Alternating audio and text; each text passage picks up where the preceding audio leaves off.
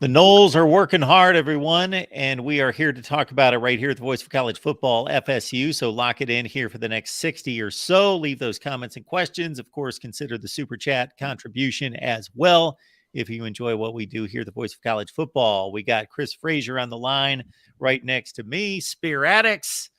I think we've had this guy on below me a few times, once in a while. Logan Robinson, Nole Game Day. Yeah, like 205 out of 6, something. He's pretty close to that mark just about every week. Logan's been amazing in keeping this show together. Logan, we appreciate you being here as always, man. Appreciate it. Thanks for having me as always, man. All right. Good to see Chris. Good to see Logan. Maybe we'll get James to stop by, we believe, here in the next few minutes. I'm always curious when a guy jumps in the transfer portal who's a player, gets playing time, seems to be a pretty significant contributor. So in this case, we've got, of course, defensive end Derek McClendon. Played every game last year, 5 sacks, 3.5 tackles for loss, 57 tackles.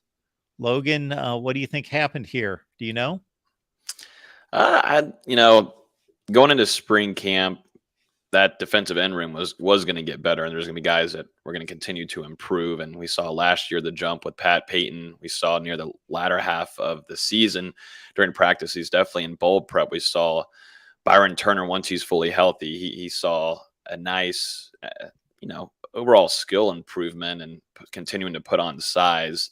So going into this spring camp specifically, we were going to keep a close eye on that room and see, well, who's going to beat someone to get playing time. And I think the battle was always going to be between Derek McClendon and Pat Payton. And I don't think technically this was about, of course there's playing time stuff going on there, but I think too, there's still a culture that Norvell is setting that now. Even the hard part, maybe the harder part, is keeping that culture set.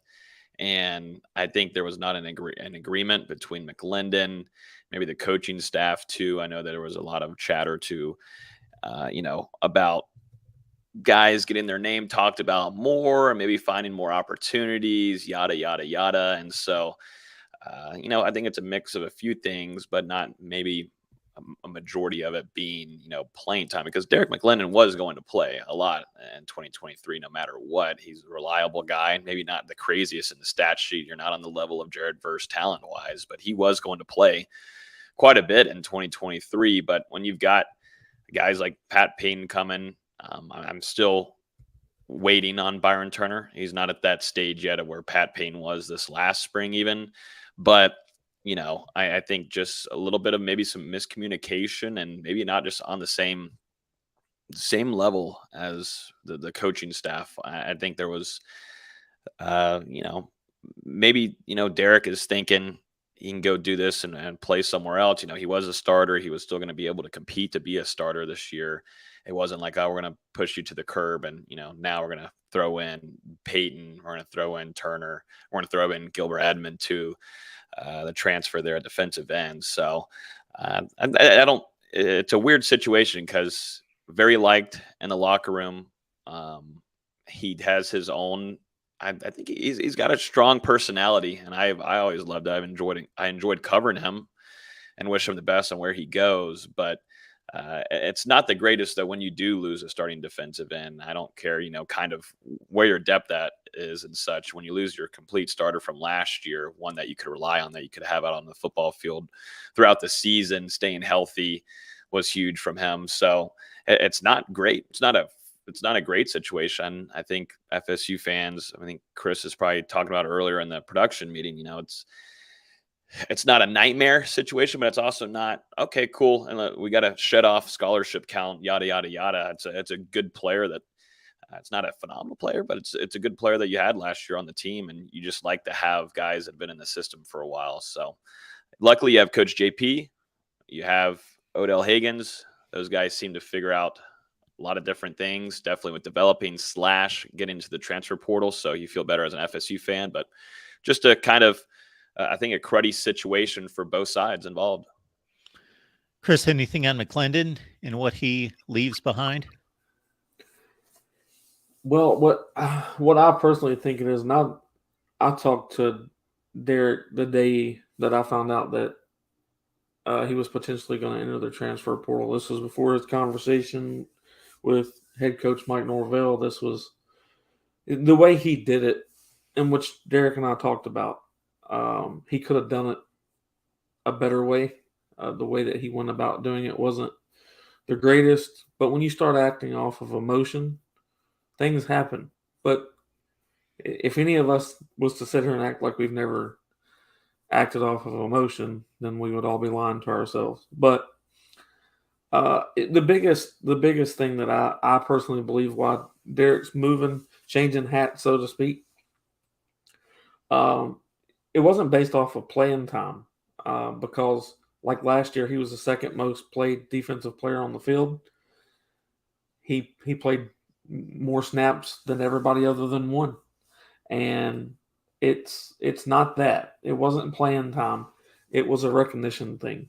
He didn't feel like he was looked at as a specialty defensive end by the coaching staff. He felt like maybe he was being pushed to the side, put on the back burner, so to speak.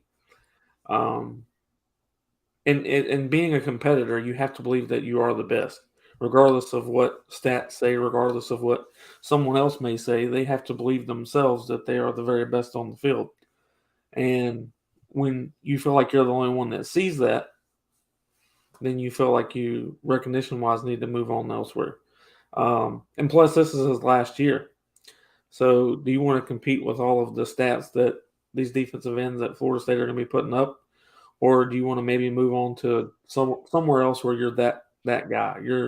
There's no questions asked. There's not a huge competition for, your 5 or 7 sacks is probably going to lead the team, whereas over here, it wouldn't. So I think it's a recognition thing, personally. All right, so Derek McClendon moves on. Florida State moves on. Something you said, Logan, reminds me of something I saw that Mike Norvell said that you guys are going to be able to expound upon, is that he's looking to make guys uncomfortable. And that's a good thing, because you can get comfortable moving on from 5 wins to 10 and think that everything's good and you've arrived. But coaches hate that. They hate and want to stay away from it. Not that this team's bordering on that, but Mike Norvell, I'm sure, wants to make sure that there's no temptation to go there.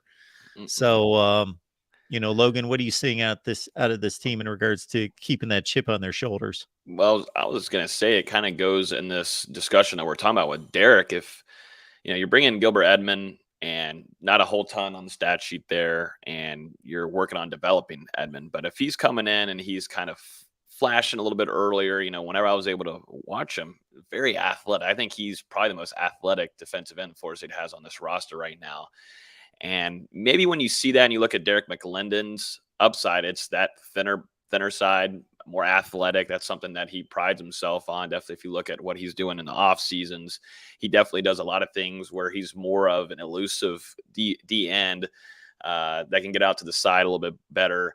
Whereas you look at Jared Verse, maybe Pat Payne, more size on those guys, more weight. They're more going to bull rush, or they're going to do other sides of things, definitely in the run game. Where Derek McClendon, you got to really utilize your talents and your speed and your athleticism to get over there to the quarterback. And so you watch Gilbert Edmond coming in, I don't know if that really alters what his decision on doing this for. But it creates a lot of, like you said, Mark, you don't want to Norvell doesn't want anybody to be comfortable. I think he talked about that in yesterday's press conference after the practice, saying, it was raining, crappy weather. It's been awful weather in Tallahassee. And he's been preaching that, we're going to go through every kind of situation imaginable. I don't want anybody to be comfortable, because life isn't comfortable. Game days certainly aren't always going to be comfortable. You're going to go through your ups and your downs. But I think overall, sorry, my cat is absolutely just, I'm going to beat your butt. If she keeps Logan is over there. Logan can break it down, and he can, keep the cat in order in line at the same time. I'm getting my carpet that we just moved into. We're just going to get that torn up over there. I don't know why she's doing that, but yeah, going through adversity, that's something Norvell preaches on. So, Derek was put on this. I don't think anybody evaluated that Gilbert Edmond would do anything to really cause Derek McClendon to move on. We all expected Derek McClendon to stay with this team. This was something that arose after just a couple of weeks going into spring camp, and there hadn't been much chatter about it. But, things happen. Florida State is going to have to find – definitely they're going to have to see some guys move up, and I think it's going to be Byron Turner. I think we've already know what we're going to get out of Pat Payton.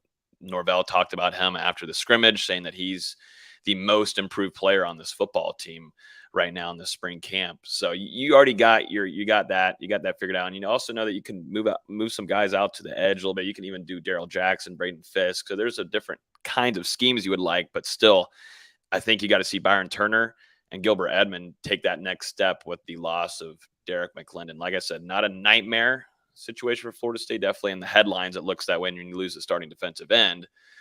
But, it's kind of crazy. You would think that headline would be because of Jared Verse, but that's not the case. Those two left and right, that's how they played last year with one another on the field.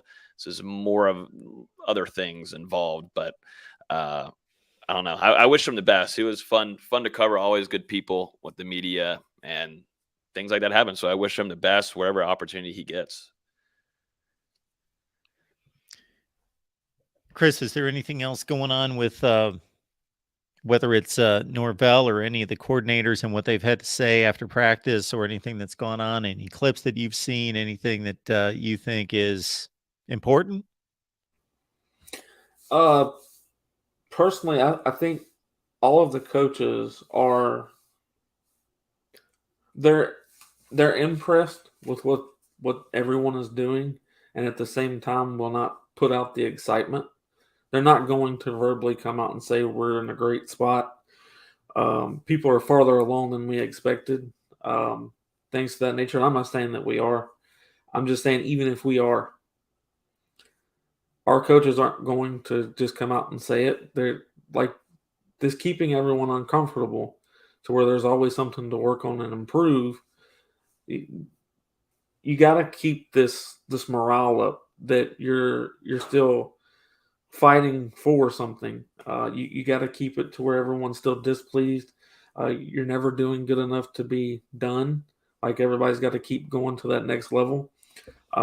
Something that Robert Scott had said to us in a space that we had him in was that Coach Atkins literally tells everyone, whether they're a recruit, a transfer, guys that were there before he got there, or guys that he even recruited on, he tells them, remember what I told you. Coming here and playing for me it's not going to be easy. It's going to be extremely hard, and it's not for everybody. So they're continuously pushing how hard it's going to be for you to come play at Florida State. But Atkins is really pushing how much he expects out of his offensive line. And, now with DMAC leaving, there are multiple questions from the media still asking, well, is there anybody else lined up that's leaving it? Or is there anybody else on the talks of leaving? And all I will say is that there is an obvious amount of people that are going to end up leaving. There will be attrition at Florida State, as there is every year with every team. It's not just Florida State. Like I said, if my numbers are right, we're still 6 over the 85 scholarship players. So in regards to that, you're going to need 6 more to leave. Who are those 6? We'll have to wait and see. But is it a complete secret inside the locker room? Is it a complete Coach Norvell or other coaches don't know who's potentially leaving? I think they have a better idea than what most people are going to think. I don't personally believe the reason that I think it's such a big deal for DMAC is because, just like Logan said, that one wasn't expected. Everyone expected for DMAC to stay and continue to play because of what his position held and what he was being able to do in his role. So that one was kind of out of left field. No one really expected it. I talked to DMAC on probably on every other day occasion, and it surprised me just as much as anybody else. And I catch myself talking to him quite often. And Logan's 100% right.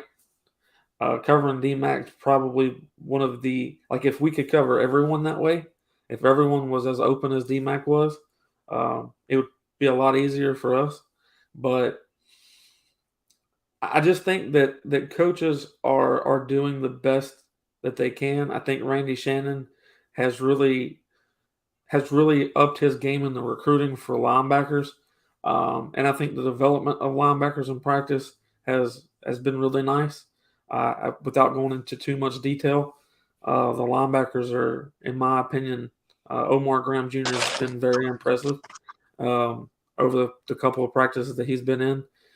So him being a redshirt freshman and pushing these upper guys in front of him, it's really nice. So that's pretty much all I've all paid attention to. Look at this guy showing up. We got James here. James, what's going on? And just trying to close business and get my voice back. Get your voice back. Well, hopefully that happens. We can hear you okay, but yeah, it sounds a little rough. So hopefully everything's good and everything's okay, because people need to hear from you. So that voice means something. So that's an important thing. Before we get to James on some things, I know that the NCAA suspended that 85 scholarship limit for the 2022 season. I've not heard anything else, meaning that they were allowing teams to overcommit to scholarships for the last football season, but I hadn't heard anything for 2023. So it appears as though everyone needs to get to 85. James, anything out of practice? Anything? We were talking some Derek McClendon and his decision and what's left there at the DN position. I mean, they got a pretty good chemistry going this season outside of, the internal struggles that happen when people are getting paid money. And this has never happened before. So still in uncharted territory. The guys have got to mature a little bit. I think some feelings may be hurt, but they're going out there being professionals and playing it. And as I've talked to some of them behind the scenes, I just tell them that's part of life. Mark, you've been at ESPN. I'm pretty sure there's some guys that you felt you probably should have been paid a little bit more there. But they came over under a new contract and they got something. And then, hopefully, you worked and proved yourself to get what you needed to get. But I think that they're looking better. I always tell people, man, that's right, because I went to Thursday's practice. We recorded on Wednesday. So I tell people when I look at the practices, I'm not looking at it from a 5-7 perspective anymore. I'm looking at it from, are we truly back to the championship standard? And so I may sound a little more harsh, but I'm still thinking that this is an 11-win team based on the schedule and the conference that we're in. So I got a chance to sit with some legends. Mickey Andrews was at the last practice that I was at. Kes McCorvey. And what Kes McCorvey told me, and when we were talking, is I'm looking for who is the guy on offense, the iconic guy. We have a bunch of guys that are caliber for it, but we just don't know if we're going to see it. It's going to be tough with green jerseys. It's going to be tough to see Trey Benson if he's taking that next step, truly with vision, because you can't tackle him. Johnny Wilson got a green jersey on. Winston Wright got a green jersey on. All guys that you can see it coming, but you're just not 100% sure if they're that guy yet. Go back and think of the team, the 90s. We knew Peter Orr was a killer. We knew that Warwick Dunn was a killer. We knew Kes McCorvey was a killer. A lot of guys are. And if you don't have that, that doesn't mean you're a bad team. It just means that Mike Norvell and Coach Alex Atkins are going to have to consistently be spotless when it comes to calling offense. And I want to tell you, how difficult it is to call an 8 to 10 play drive every time. That is hard. But what happens is you get to go first down, get the first play of the game, get 6 yards. Take the top off of the defense after that. Do we have that guy? Or if we try to take the top off the defense, get in the 3rd and long or 2nd and long situation, do we have that guy that, oh, man, I know we're going to get a first down? So that was what I looked at on offense. I see some guys that could potentially be it. I'm gonna go with the usual suspects for this year, but I'm gonna say Rodney Hill and Keziah Holmes when they get it going. CJ Campbell as well. We got some good backs. I think Rodney Hill is what everybody wants Lawrence Toafili to be. And I don't mean that in a disrespectful way, but I just mean as a running back, because I think Lawrence Toafili is a slot receiver, and there's very little that anybody can do to make me not believe that. Defensively, I see us physically. We're more physical.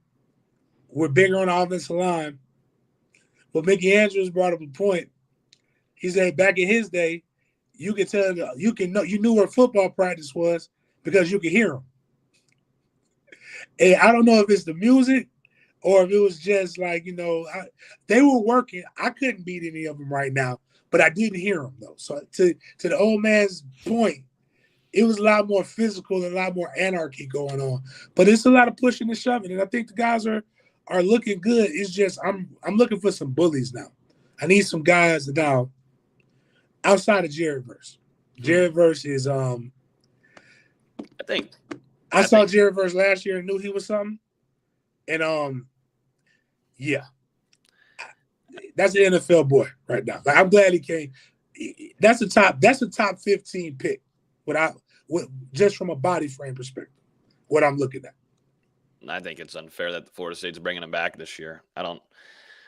Whatever those NILs have, I don't know what they did, but I mean, he also likes Tallahassee a lot. I think he's enjoying himself in Tallahassee. Like if any of us, like you did, James, he's enjoying himself as a player. A lot of good recognition, both on and off the field. So you got to enjoy yourself a little bit. But yeah, it's unfair that Jared Verse is there. But I like James there. We're now in the middle of spring camp. Guys should start hating each other. Like they're hitting the same person over and over again. And now there should be, I'm pissed off. And we saw, I guess, a little bit of that yesterday.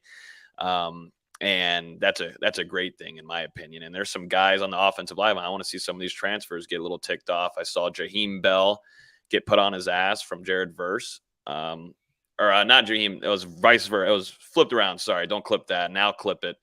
Jared Verse got put on his ass from Jaheim Bell, South Carolina tight end transfer, which if that's going to happen, that's going to stir up quite a bit of things. And that's kind of what started the whole chippiness of practice yesterday because Jared Verse came in. And I love Jared Verse just because of the fact that because it was raining, it looked like a crappy day. He knew that this team probably didn't want to practice. And what he came with was the most energy he came with all spring so far. And he got these guys ticked off, pissed off, brought it over and was trash talking with the offensive line. But then on the other end, Jaheim Bell responds and puts him on his butt. So, I mean, we're getting there. I think it's getting there. And I think too, guys get tired of seeing each other. I mean, James can allude to it quite a bit, I'm sure. I know I didn't like it in high school. We're just continuing to hit the same person over and over again. I'd like to hit somebody in a different jersey uniform, whatever. But there's some guys. I like to see some linebackers. It's good to see Shaheem Brown. Seems like he's getting back into a groove after getting back into full 100% after really the latter half of the season last year, bowl game going into now the spring. Seems like he's getting to be close to a full go, which would be humongous because now that starts a conversation of that safety room, which is one of the biggest question marks going into this spring camp. Shaheem Brown, Travis Jay, Akeem Dent, and Amarion Cooper. And now it's going to be the true test if Travis Jay can keep his cleats on the field with the first team or if he's going to lose it. And it's going to be, I think Shaheem Brown as a starter in 2023, it's just who's going to be out there with them. And I don't know. I don't really know. Akeem Dent's got to take that next step too. And I understand he went through health stuff, but who's it going to be? Is Marion Cooper really, is Mike Norvell giving us coach speak, or is he really delivering and what he needs to be doing? I don't know. We'll see. But now Shaheem Brown can get into the mix in that safety room is huge for the rest of this spring.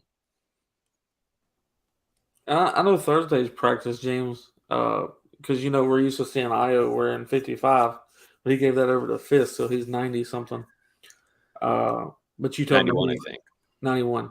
And you told me he was quite active on the defensive line. So how it stood out, because I was asking, I'm like, who the hell is this walk-on that's doing some damage? And the reason why I say that, Io's not a small person. Our D tackles are just that big. Like, they're very tall. We have so his 6'2", 6'3" looks a lot smaller when you compare it to Darryl Jackson. But I saw him, like, Io is much like Farmer, have violent, heavy hands. So if he's able to get great hand placement, and when he puts it on you, offensive lineman is going backwards. And if he gets you right, it's going to end bad for you. But him and Lions both had some things that I saw that stood out. I'm going to brag on this. I'm a Keandre Jones fan. I believe I said his name right, but the big boy from Auburn, I'm a fan of his. He is. I think we won by losing. If he's not going to be the guard that replaces Dylan Gibbons, then I don't know who else will be. But I know he's a big joker, doing very, very well. And not Emmanuel. Who's the right tackle? I can't think of his name. I wrote it down. But is it Dimitri Emmanuel? Bless? No, Bless Harris. Bless Harris. Okay. Bless Harris. Bless Harris did a really good job as well in the pass pro. But like, it's going to be interesting once they see everything go the way it goes. Because what I'm not worried about, actually, yeah, kind of. There's only one football, and there's a lot of talent. There's a lot of guys, and I do think Jaheim Bell will be the guy that FSU fans remember from next season, because every time he touches the ball, there's an opportunity for it to go for 6. And we haven't had that kind of excitement on offense in a while. And what he's going to want, like, for example, we saw the catches with Cam McDonald over the middle. Phenomenal. Great. We want those catches, please.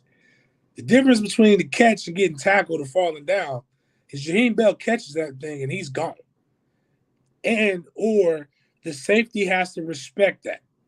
So now you have to anticipate that, which makes the routes for Johnny Wilson, which makes the routes for these other wide receivers a little bit easier. So we won't see. I was going to go to the scrimmage. This is, I think, the last real scrimmage. They made scrimmage during the week. I was supposed to go over on Saturday. I got 2 kids from Mandarin going over there. Tramel Jones and Jamie French 2025 kids. But I'm tired of traveling. And my kids say they need to see me, so I'm traveling more next week. So it's just I can't go. They're messing up my FSU coverage, these kids. James, I go back to something you said a few years ago when you'd go out on the practice field for the first time and just kind of shake your head like, this isn't Florida State football. These aren't Florida State dudes. You'd pick out a couple guys and say, we got a couple. We don't have 30. We don't have 40. We got like 3. We got 6, whatever. It's nowhere close to that. When I look at the results on the field, you can kind of compare what they pulled off last year to what they were 2015, 2016. I actually think the 2017 team was pretty good. We know what happened at the quarterback position the first game of the season against Bama, but that team could go out, and even though they didn't get the results going 7-6, they went out on the field against Clemson, those kind of teams, and they could go toe to toe, and the games just went the wrong way on them. But they were a legit talented team. So when you look at this team, James, just from an athletic standpoint and all the physical traits, can you kind of go back and see, they're obviously not, they haven't proven to be some kind of vintage Florida State team yet. But can you compare them to, when the last time we saw this kind of Florida State team? We can compare them to 2012. I would even go as far as saying, was it 16 when we went to the Orange Bowl? Yeah. I mean, I go as far as saying that too.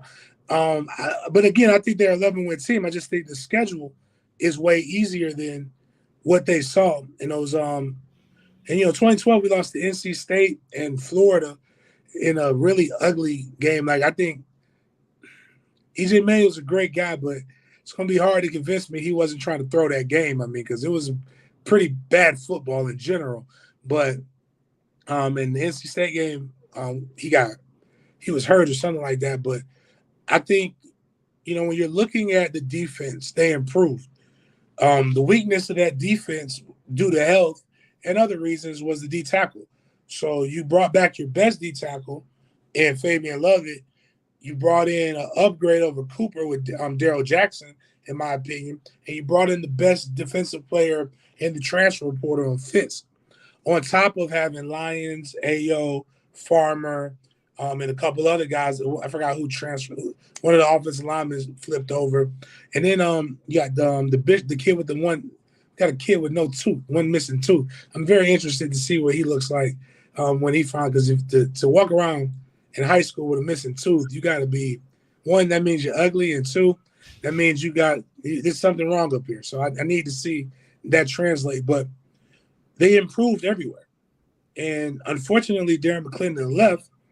Would have loved to see D-Mac on this defense, but at the same time, we improved so much that it might not really hurt as bad. I think he would have been pushing for a starting job, possibly rotational. But you brought the young man from South Carolina in, who I think is compared to the last two defensive ends we had transfer in, he's not that. But he has the ability to be that. But Patrick Payton, Byron Turner, and then I'll even go with saying Boots. I think if we're talking about just giving guys an opportunity in pass rushing situations, letting them pin their ears back and go for the go, I like Boots in some situations. He's got great bend. That's that was Boots' real name. You get these nicknames and you Lamont Green. Yeah, Lamont Green. Yeah, so you give him a shot, man. Again, defensively, you see that, and offensively, you got if you got a good wide receiver, a good running back, good quarterback play. Now you add in tight ends. It's very difficult it leaves a lot for a defense to have to hold accountable for. William, we appreciate you being here. Thank you for the contribution. Says, see you at the spring game. Go Noles. Looking forward to it. William will be there. We're now only a couple weeks. Well, we're taking a quick halftime here. James, let people know what you're doing, what you're up to. Of course, we got Den Media Group. We got the YouTube link that we're going to pop there in the chat and get everyone over there to join in on the fun there. And check out Den Media Group. We didn't do a Big Games BS today. We'll do it tomorrow and Friday, so we'll have back-to-back shows. Check out, be a subscriber. We're still about 230 away from the goal of 2,000. Once we get there, we'll give $200. Consider being a member. Members at a certain level get free access to the tailgates. Then they also, anybody 36 degrees above or 33.6 Mafia and higher, that goes toward getting a book bag for the kids from a book bag drive. And outside of that, we'll have our family reunion spring game tailgate. I will have those every year. This is about as cheap as they come. I want as many people to come out to that game as possible. And with that, I'm going to make sure that there's 100 kids' butts in the seats at that game. And it's not because I'm just some great guy. It's because they're $10. So it's not really a lot of money. So this might be the cheapest that any of them get to see an FSU game. So if you're interested in helping, I wouldn't even ask for a cash app. I just ask that you subscribe and consider being a member. That would do more than enough to help me be able to get some kids into this game. Chris, what's going on there at Spear Addicts? Well, first off, I want everybody to go to the YouTube page as well, at Spear Addicts. Subscribe to it first. Take a look at the memberships and see if you want to become a member for the perks that are up there. A lot of people were excited because I told them a week early that we had someone in the transfer portal this week. I don't name names. I just let everybody know that it is someone that is going to enter the transfer portal. And a lot of people were excited that I told them up front, and they found out a week before it was announced. So you can do that. And secondly, Thursday, which is tomorrow, we have Luke Cromenhawk on, the 2024 quarterback commit. He'll be on the show. We're doing an interview with him, James and I are. That'll be on tomorrow at 7:30 Eastern time. It'll be on WSBN TV, also on the YouTube channel. And you can also catch it on Twitter. That's pretty much what we're doing. Folks, we make this easy on you. We got Spear Addicts. We get the link there in the chat. You just click on it. We got James and the Den Media Group link right there. Bam. All you got to do, click on the link, check it out, subscribe. Just check out the videos. If you don't want to subscribe right away, check it out. But subscribe, listen to everything that Chris and James had to say. And I can't imagine that you're not going to want to subscribe if you love Florida State football and everything that they deliver. And then we got Logan here with Nole Game Day, and we'll do the same there. But Logan, what's going on there? Really, tonight we're going to have Pokey, Ontario Wilson. He's going to be joining us tonight, which I'm excited for. Sleeper wide receiver. I like him. One of Jordan Travis's favorite go-to guys the last couple of years, definitely last year too. Definitely deep ball threat. We know what he did against LSU, also Oklahoma. I'm really stoked to hear from him because he's not a huge social media guy. So bringing him on and to discuss his upcoming pro day, which is going to be on Friday morning. We're going to speak to him before he speaks to the media tomorrow morning. So I want to pick his brain on a lot of different things, what he's working on, of course, but I want to go through the last couple of years because he's a guy that stayed in the program, willing to compete with all these transfers that came in this last year. 4 wide receiver transfers that came in, and he decided to stay and compete. So I want to pick his brain on why, and he believed in himself and ended up keeping his starting job. So that's practically it. That's going to be tonight at 8. So if any of y'all on the Mark Rogers Show listening now want to join us, that's on our Nole Game Day YouTube channel. We've already got a thing set up to where you can go join now. You can hit notify me, and it will ping to your phone. So if you just go to our channel, Nole Game Day, we'll be going live at 8 o'clock with Pokey Wilson. Super excited. Very cool. Very cool. These guys have so much going on, and I just try to hold it together here, and for some reason, some people show up. So we appreciate all of you being here every Wednesday. And it's an amazing show because I got James, I got Logan, I got Chris here every week, and they make it happen for us here at the Voice of College Football. Otherwise, we don't have a show. We don't have a channel unless these 3 show up and deliver. So appreciate you guys. All right. Should I throw the name out there? Because somebody in the chat has. I might be even getting them confused. I don't believe so. Destyn Hill. Destyn Hill. Yes. I was going to say Rodney Hill. No. Well, now we're going to see the Rodney's views good. go up. The views are going to rise now. Well, that's what we need. 70. They'll be well over 100 in the next 10 minutes. So I'll tweet that out. We're talking about Destyn Hill right now. It works in the algorithm. It works in the algorithm. Definitely, if you get a thumbnail going right here, we're going to talk enough to where this can be clipped, Mark, and then you get all this new subscribers. Because if you have any kind of new scoop on Destyn Hill, you're going to gain like 1,000 subscribers. But there's reports.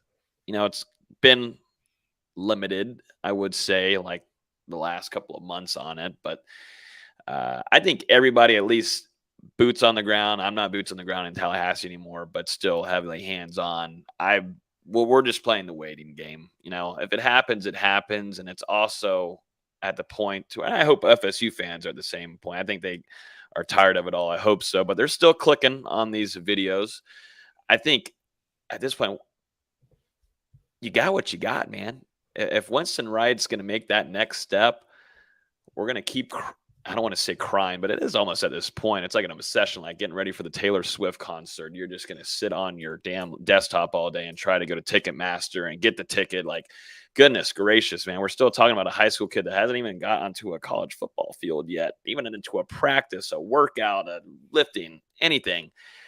And then we're not going to talk about the high praise of Kentron Portier having his best practice ever during his career. He had that yesterday. You're not going to talk about Winston Wright and his upside and hopefully him continuing to improve and hopefully be on the field for Florida State next season. And then you already know what you got with your other pieces. So at this point, at least for me personally, I'm not going to speak for any other outlets, but it's gotten to the point where we're just going to wait till this happens or not. And Florida State's not going to say anything. They're keeping everything quiet. But for some reason, some reporters have little scoop here and there, and it, gets everybody stirred up a little bit. But nothing new. I would just be sitting here just lying to people if I was like, well, you just have to wait or something like that, or even entertain and continue to talk about it, because I think everybody, like I said, boots on the ground. Everybody's just at the who I don't want to say, but who gives a flying F? Florida State's got spring camp going on right now. Wide receivers are looking good. There's good on good with DBs and wide receivers. Just let it happen. If it happens in the summer, it happens. If not, I think Florida State's going to be just fine. I don't think that changes your meter and the odds if Florida State's going to go to the ACC championship, make it to the playoffs with Destyn Hill. I don't think it does anything this upcoming season. No. Logan, you pushed a button with me because I was on the phone with my daughter for like an hour the other night because of the Taylor Swift saga.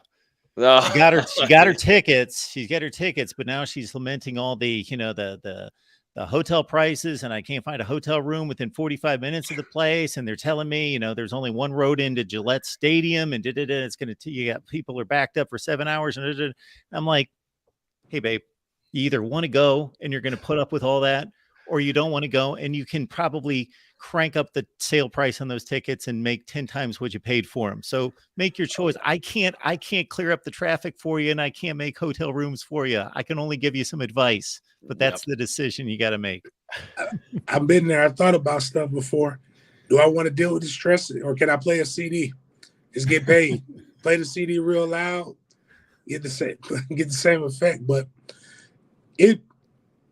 we've had this happen before. Like when I came, my class was Deshaun Black from out of the Tampa area. He was the guy, all-world wide receiver, supposed to be that guy, never showed up. It happens, man. Like what would he doesn't, I mean, I'm not saying I want him to not be successful, but he doesn't really add anything to us right now. And I'll believe it when I see a picture on his social media, which he doesn't post very much, with Greedy Vance, wearing in front of Stroger Library, with the hot dog stand, with a hot dog from the hot dog stand and the lemonade from the person that makes it there, with the band, with David Platt and the Marching Chiefs behind him, and him singing the fight song without saying what. Like if I have all of that, then I'll finally believe that he's on campus and that he's there. But until I see that, I won't believe it unless I see it. James, I had people sending me photos, and he might be listening to this, so I'm not gonna make fun of him because I love this guy. But he was sending me photos like, hold up, and while the game was going on against Oklahoma, he sent me a selfie, and he's like, "Is this Destyn Hill behind me? I think Destyn Hill's here, man. You got to break this news." Like, he's gonna. It is a crazy admiration of a player that hasn't even made it to a workout. Even that's phenomenal, and it would create it would be a Netflix documentary if he does come, he performs well, makes it through, graduates, everything. It would be a Netflix series, but we're not even to the point of being able to, build the cast around it yet. He's still first got to arrive, and then we figure out who to put around him. But I don't know. We'll see what happens. If it does come, then I don't think it's going to affect this next season. But the year after that, I mean, I was fiending after the kid before he got here. If you just watch tape and you like football, then it's quite obvious he had a lot of electric games, and you saw the P-Dub-esque. That's probably what a lot of the fans, that's the only reason they are interested still. That he's got that P-Dub-esque to him. And, when you have that correlation there of talent, or that potential, then there's going to be obsessions. But I at least tried to clear my mind. I went through and had a therapy session and went out and got up early at 5 a.m. here at the beach and kind of cleared out my soul once I saw the last report of Destyn Hill and tried to get it out of my mind. So slowly but surely. Well, I got to come to one of two conclusions. Either number one, the guy's a drama queen that doesn't want to play football, or number two, there's some serious things going on in his life that are much more important than football that need to get handled. And if that's the case, God bless him. I hope, he finds whatever help or issues. And I'm not talking about like there's something wrong with him. Who knows what the deal is? We all have issues in life and things that happen that delay these kind of decisions. So either way, that's the only conclusion I can come to. So when Destyn Hill first committed to Florida State, I guess it was about 3 months after his commitment, his verbal. I did a Q&A with him, and then another guy that was with me had him on we had him on a Twitter space, if I'm not mistaken, or some type of audio space. It might have been Discord, but we had him on, and he exchanged phone numbers with both of us, and as he did with a lot of media people at Florida State. But the people that listened to the audio, they all knew that we had phone numbers and et cetera. And when this whole debacle happened last year, where the same thing happened, that he's coming in May or June or whatever, we literally had people offering us money for the phone number that we had, which is no longer his phone number, which I was trying to explain. We don't care. We want that phone number. We'll pay such and such. And I'm like, I'm not giving you a phone number. 1, 2, for what? What purpose would this bring?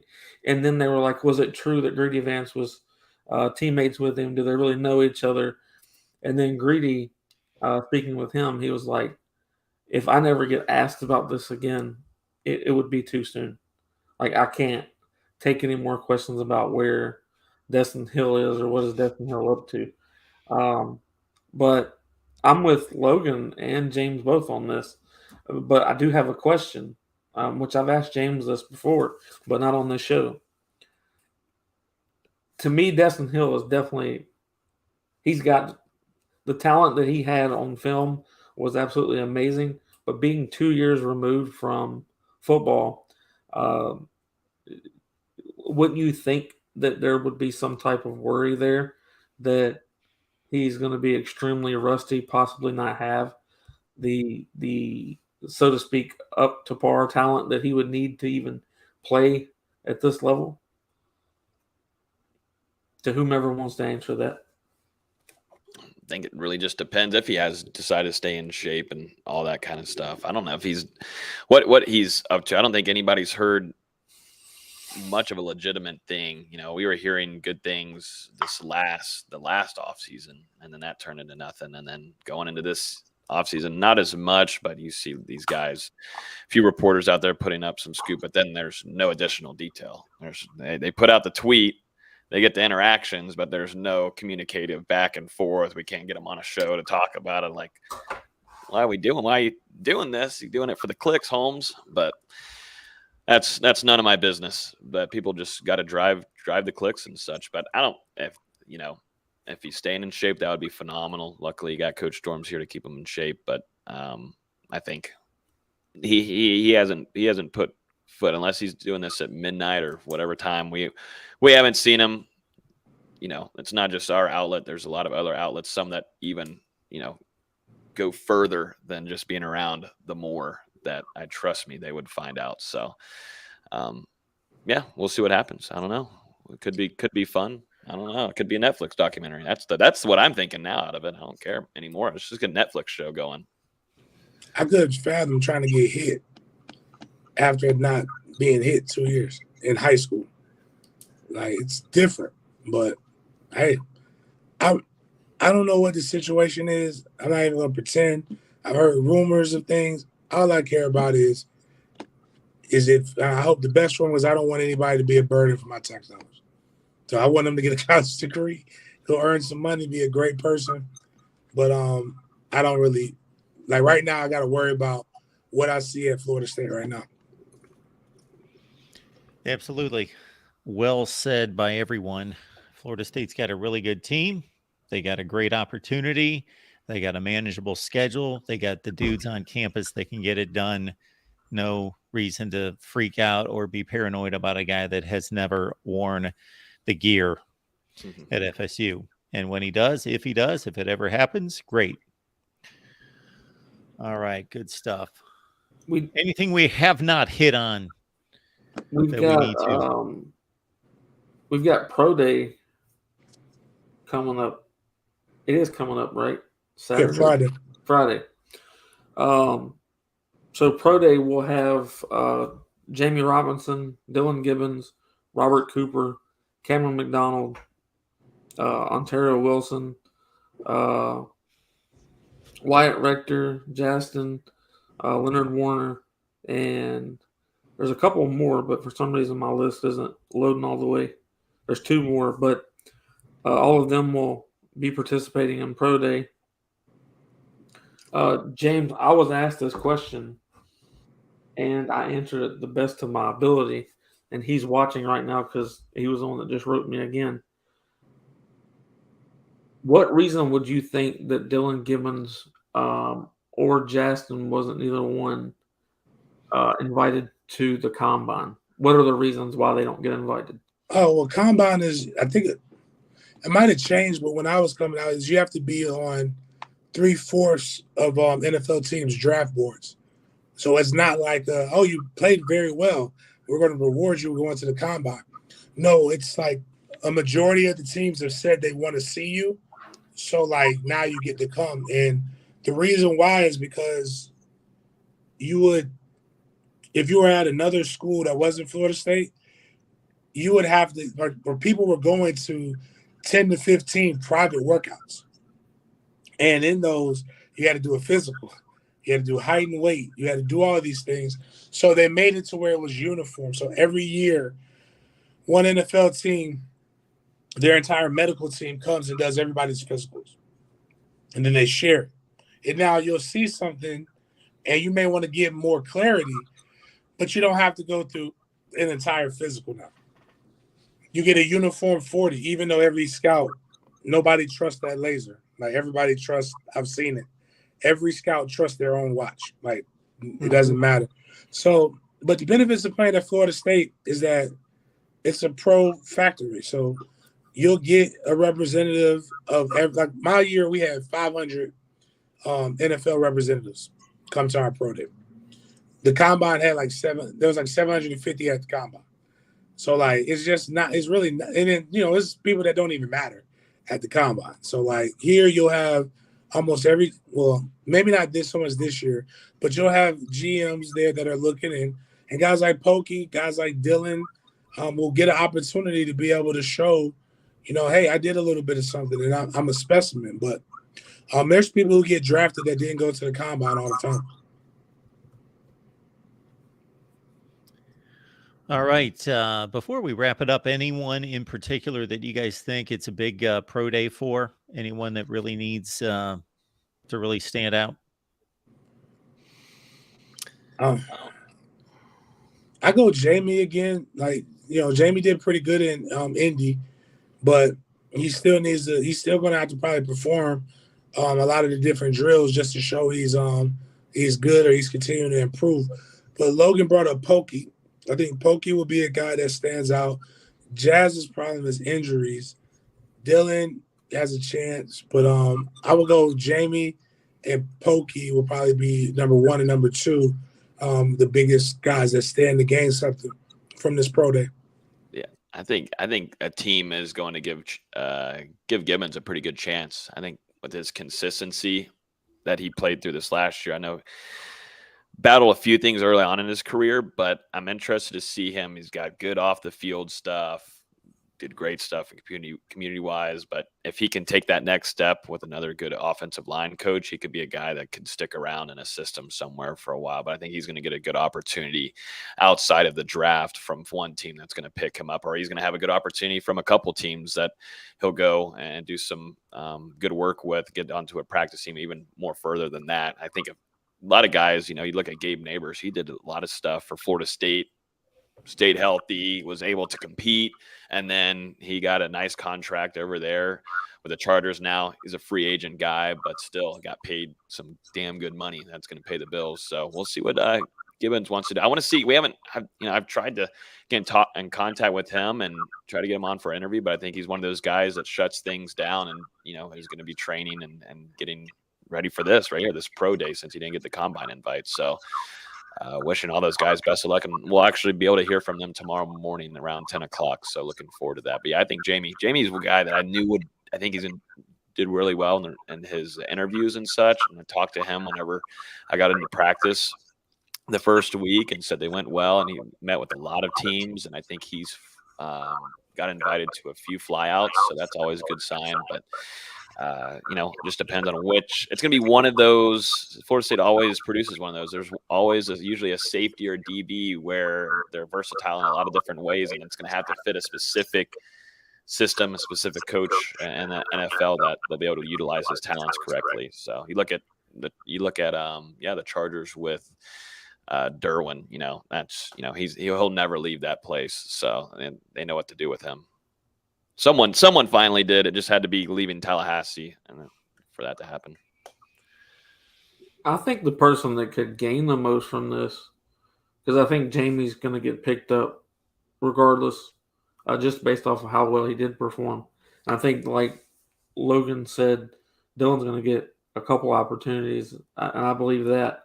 I think who could prove the most would be Cam McDonald. We utilized him decently last year.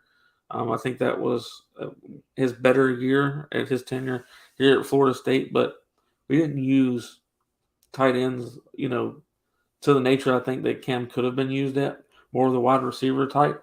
So if he performs very well, I think he would have the most to gain from it, where someone might take a second look at him. All right, folks, bring it on back here for Florida State Football Talk next Wednesday, 6 Eastern. James Coleman, you got to track him, and certainly get on over to Den Media Group. We've dropped the link in the chat. You can do that right now. We're right here on YouTube. Do it right now, Den Media Group. Check it out. Also, Chris, of course, we appreciate Chris being here from Spear Addicts. Do the same, Spear Addicts. We've dropped the link in the chat.